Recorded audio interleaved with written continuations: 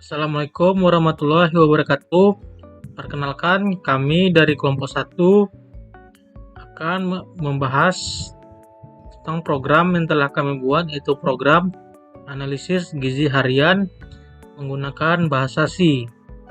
Kami beranggotakan 3 orang. Yang pertama, saya sendiri Muhammad Rehan dengan NIM 253434142. Yang kedua, Oskario Al-Hafiz dengan NIM 253434147. Terus Zepo Zuzaki dengan NIM 253434162. Program ini dibuat menggunakan bahasa C dengan tujuan untuk menganalisis asupan gizi makanan yang dikonsumsi oleh pengguna. Program ini memungkinkan pengguna untuk memasukkan data makanan serta kandungan gizinya seperti kalori, protein, karbohidrat, dan lemak per 100 gram. Data tersebut kemudian disimpan dan dapat digunakan kembali untuk proses penghitungan. Selain menyimpan data makanan, program ini juga digunakan untuk mencatat konsumsi makanan berdasarkan berat yang dimakan. Program akan menghitung total asupan gizi dari seluruh makanan yang dikonsumsi dan menampilkannya kepada pengguna. Setelah itu, program melakukan evaluasi untuk menentukan apakah asupan gizi tersebut termasuk kurang, cukup, atau berlebih. Program ini diawali dengan penggunaan dua library utama, yaitu stdoh dan stringh. stdoh digunakan karena dalam program ini terdapat banyak proses input dan output seperti printf dan scanf. Dan penggunaan library stringh digunakan karena program ini mengolah data berupa teks, khususnya pada nama makanan yang disimpan dalam bentuk string, sehingga membutuhkan fungsi-fungsi yang berkaitan dengan pengolahan string. Selanjutnya, di sini ada define max 50 yang bertujuan untuk membatasi jumlah maksimum data yang dapat disimpan oleh program. Setelah itu, program mendeklarasikan sebuah struktur bernama struct makanan. Struct ini digunakan untuk mengelompokkan beberapa data yang saling berhubungan dengan satu kesatuan, yaitu data gizi makanan. Dalam struct ini terdapat nama makanan, jumlah kalori, protein, karbohidrat, dan lemak per 100 gram. Penggunaan struktur dipilih karena setiap makanan memiliki lebih dari satu jenis data, sehingga akan lebih efisien jika disimpan dalam satu struktur dibandingkan menggunakan banyak variabel terpisah. Kemudian, program membuat array dari struktur makanan dengan nama data makanan yang berfungsi sebagai tempat penyimpanan seluruh data makanan yang diinput oleh pengguna. Terus di sini ada variabel jumlah makanan digunakan sebagai penanda jumlah data makanan yang sudah tersimpan. Variabel ini sangat penting karena menjadi acuan dalam perulangan. Terus di sini ada variabel global, yaitu integer indeks makanan, terus float berat makan, dan integer jumlah makan. Terus kita menuju ke menu pertama yang menggunakan function untuk memudahkan kita mengelompokkan beberapa menu, sehingga di integer main nanti tidak perlu ribet, tinggal panggil saja. Ini ada function tambah makanan. Terus kita meminta user memasukkan jumlah makanan yang ingin dimasukkan, disimpan dalam integer n, variable n.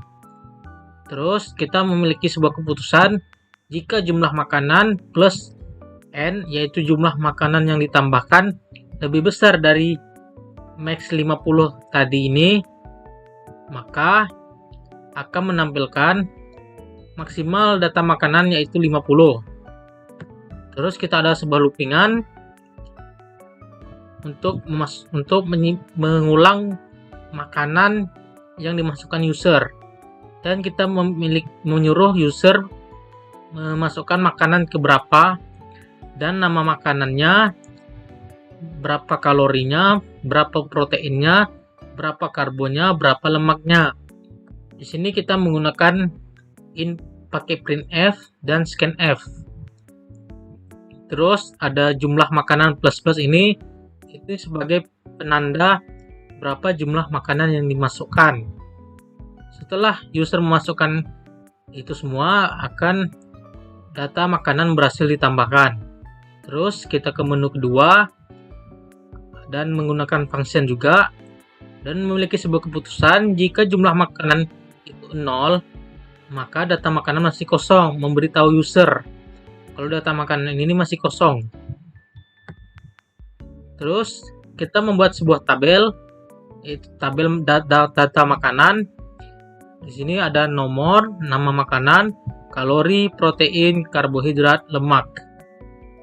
Terus ada loopingan untuk di dalam tabel nanti, dan kita memiliki ukuran tabelnya ini min 2, min 22, min 6. Dan kita memanggil array-nya data makanan, terus loopingannya, titik nama variabelnya, nama, kalori, protein, karbohidrat, dan lemak. Selanjutnya akan dilanjutkan oleh Zefo Zuzaki. Nah, selanjutnya masuk ke menu ketiga, input konsumsi makanan. Pada fungsi void input makan, variabel pilih digunakan untuk menyimpan nomor makanan yang dipilih dan variabel berat untuk menyimpan berat makanan dalam gram. Kemudian, program mengecek nilai JML makanan untuk memastikan data makanan tidak kosong. Daftar makanan ditampilkan menggunakan perulangan for dengan variabel i. Lalu input pilihan disimpan ke pilih dan divalidasi agar sesuai dengan jumlah data yang ada. Program juga memeriksa JML makan agar tidak melebihi batas max. Setelah berat makanan dimasukkan, nilai pilih dikurang 1, disimpan ke array indeks makan, dan nilai berat disimpan ke array berat makan. Kemudian JML makan ditambah 1. Selanjutnya menu keempat, menu hitung total asupan gizi. Pada fungsi hitung total, variabel tot kalori, tot protein, tot karbo, dan tot lemak digunakan untuk menyimpan total gizi. Lalu melalui perulangan sebanyak JML makan, variabel F digunakan sebagai faktor berat per 100 gram, dan variabel indeks sebagai penunjuk data makanan pada array data makanan. Nilai kalori, protein, karbohidrat, dan lemak dari setiap makanan dikalikan dengan faktor F dan dijumlahkan ke variabel total.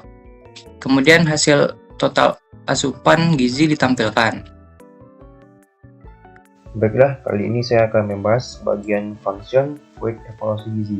Bagian ini digunakan untuk mengevaluasi total asupan gizi dari makanan yang sudah dikonsumsi oleh pengguna. Pada awal function ini dideklarasikan 4 variabel dengan tipe data yang sama, yaitu float. Keempat variabel itu yaitu total kalori, total karbo, total protein, dan juga total lemak. Keempat variabel ini berfungsi untuk menampung total masing-masing zat gizi. Variabel ini pada awalnya diinisialisasikan dengan 0 supaya perhitungannya dimulai dari awal dan tidak tercampur dengan data yang sebelumnya. Selanjutnya digunakan looping atau perulangan for yang berjalan sebanyak jumlah makanan yang dikonsumsi yang ditentukan oleh variabel jumlah makan. Di dalam looping ini, berat makanan yang dimakan diambil dari array berat makan lalu dibagi 100 yang disimpan ke dalam variabel F. Karena data gizi pada setiap makanan disimpan dalam satuan per 100 gram. Program kemudian mengambil array indeks makan, dan indeks ini digunakan untuk mengakses data kalori, protein, karbohidrat, dan lemak pada setiap data makanan. Nilai gizi tersebut kemudian dikalikan dengan faktor berat makanan dan hasilnya dijumlahkan ke variabel total masing-masing. Sehingga setelah looping selesai, didapatkan total asupan gizi dari seluruh makanan yang dikonsumsi. Setelah total asupan gizi diperoleh, program menampilkan hasil evaluasi dengan percabangan if, else, if, dan else. Percabangan ini berfungsi untuk membandingkan total gizi dengan batas kebutuhan harian, sehingga program dapat menentukan apakah asupan tersebut kurang, cukup, atau berlebih. Proses ini digunakan atau dilakukan untuk kalori, protein, dan karbohidrat serta lemak. Kita ambil contoh pada bagian kalori. Di sini tertulis apabila total kalorinya kecil dari 1800, maka program akan menampilkan bahwa kalori kurang. Dan jika total kalorinya besar dari 2500, maka program akan menampilkan pesan kalori berlebih. Dan jika total kalorinya berada di antara 1800 dan 2500, maka program akan menampilkan kalori dalam kondisi ideal. Dan ini juga berlaku untuk protein, karbohidrat, dan lemak yang sesuai dengan ketentuannya masing-masing. Lalu selanjutnya kita akan masuk ke dalam bagian in main yang merupakan pusat jalannya program. Di awal fungsi main ini terdapat deklarasi variabel menu dengan tipe data integer yang digunakan untuk menyimpan pilihan menu yang dimasukkan oleh pengguna. Setelah itu program langsung masuk ke looping do while yang digunakan supaya menu program terus ditampilkan berulang kali selama pengguna belum memilih untuk keluar. Pemilihan do while ini digunakan karena menu harus ditampilkan minimal satu kali tanpa mempertimbangkan kondisi awalnya. Di dalam looping ini, program menampilkan daftar menu menggunakan beberapa perintah printf, mulai dari menu tambah data sampai menu evaluasi, gizi, serta pilihan keluar. Setelah menu ditampilkan, program meminta pengguna memasukkan pilihan. Lalu pilihan itu dibaca oleh program dengan scanf dan akan disimpan ke dalam variabel menu. Nilai pilihan itulah yang akan diproses oleh struktur switch, di mana setiap pilihan menu akan memanggil fungsi yang sesuai. Perulangan atau looping dual ini akan terus berjalan selama menu tidak sama dengan 0. Dan ketika user memilih 0, maka program akan selesai dan akan menampilkan tulisan program selesai. Dan apabila user memilih selain antara 1 dengan 0, maka akan muncul pesan bahwa menu tidak tersedia. Pada bagian akhir terdapat ruton 0 yang menandakan bahwa program telah selesai dijalankan dengan normal tanpa adanya error. Baiklah, kali ini saya akan mencoba untuk menjalankan program yang telah dibuat. Baik, jadi berikut adalah tampilan ketika program terjalankan. Tampak di sini program menampilkan tampilan menu yang bisa kita pilih. Jadi pertama kali kita akan memilih pilihan 1, yaitu tambah data makanan. Di sini kita diminta untuk memasukkan berapa jumlah makanan yang akan ditambahkan. Di sini saya mencoba untuk menambahkan 2 makanan saja. Kita masukkan 2. Maka kita akan diminta untuk memasukkan data gizi makanan. Kita masukkan untuk makanan pertama itu, kita perkenalkan dengan nasi goreng. Lalu kita diminta untuk mengisikan gizi dari makanan tersebut. Kita misalkan kalorinya 90, proteinnya 45, karbonnya 75, dan lemaknya 80. Lalu kita akan masukkan data yang sama untuk makanan yang kedua. Kita misalkan makanan yang kedua ini adalah ayam geprek.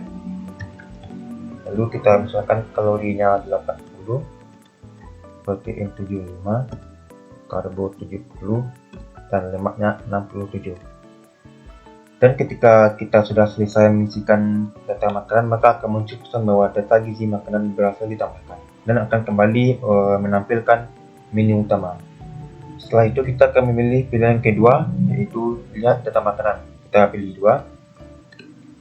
Kita dapat melihat bahwa data makanan yang telah kita inputkan tadi itu akan ditampilkan kembali dengan bentuk tabel lengkap dengan kalori, protein, karbohidrat, dan lemak yang telah kita inputkan sebelumnya. Lalu kita akan memilih pilihan yang ketiga, yaitu input konsumsi makanan. Di sini kita akan ditampilkan daftar makanan, 1 nasi goreng dan 2 ayam geprek. Di sini saya akan memilih 1, yaitu nasi goreng. Nah, di sini kita diminta untuk menginputkan berapa gram nasi goreng yang kita makan. Kita misalkan saya makan 250 gram nasi goreng. Dan konsumsi kita itu telah dicatat oleh program, dan program kembali menampilkan menu utama.